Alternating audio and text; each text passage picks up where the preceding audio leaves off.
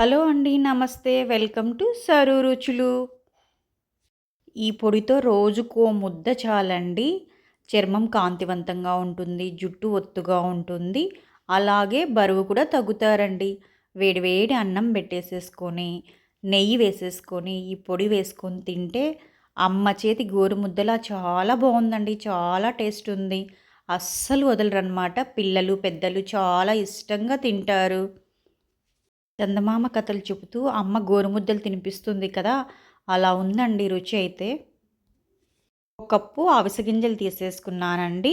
Stove on చేసేసుకొని, ఒక pan పెట్టేసేసుకొని, అవిసె గింజలను పెన్నంలో వేసేసుకుంటున్నాను.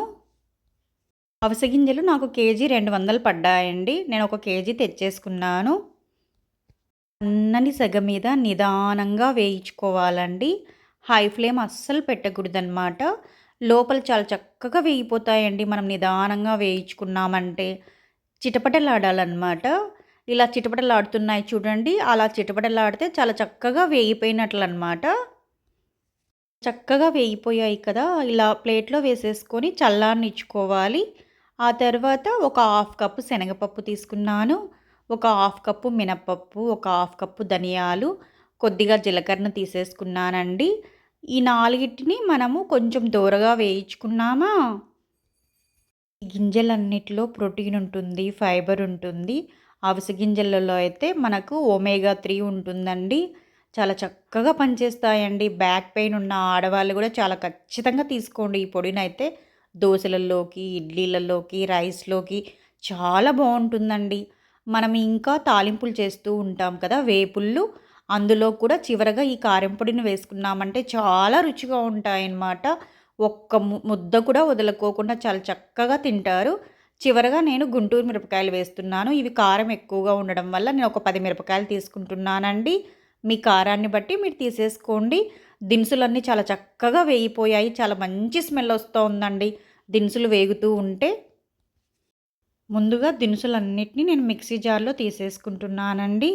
చాలా చక్కగా మెదిగిపోతాయండి. పొడి ఎక్కువ క్వాంటిటీలో ఉందనేసి నేను పెద్ద జార్‌లో తీసేసుకున్నాను. తర్వాత అవిసె గింజలను కూడా వేసేసుకుంటున్నానండి. ముందుగా దినుసులు వేసుకోవాలి. ఆ తర్వాత అవిసె గింజలను కూడా మనం మిక్సీకి వేసేసుకుందామా. మరీ మెత్తగా కాకోకుండా కొద్దిగా బరకగా వేసుకుంటేనే టేస్ట్ బావుంటుందండి. చివరగా కొద్దిగా సాల్ట్‌ని కూడా వేసేసుకొని నేను మిక్సీకి వేసేసుకొని ఇలా దోసలో చల్లడానికి కప్‌లో తీసేసుకుంటున్నాను. మిగతా పౌడర్ అంతా ఇలా బాటిల్‌లో వేసేసుకున్నానండి. గాజు సీసాలో వేసుకున్నామంటే ఎక్కువ రోజులు నిల్వ ఉంటుందన్నమాట. నేనైతే పిల్లలకి దోస వేసేస్తున్నానండి. 2 గరిటెల పిండితో దోసనంతా ఇలా పెన్నం చుట్టూ స్ప్రెడ్ చేసేసుకున్నాను. మా పిల్లలకైతే దోస చాలా పల్చగా ఉండాలండి. పేపర్ దోసలాగా ఉండాలంటారు. అందుకే నేను ఇలా పేపర్ దోసలాగా వేసేసుకున్నానండి. ఇందులో అవిసె గింజల పొడిని చల్లేసుకుంటున్నాను. ముందు స్పూన్‌తో చల్లానా ఒకే చోట పడింది.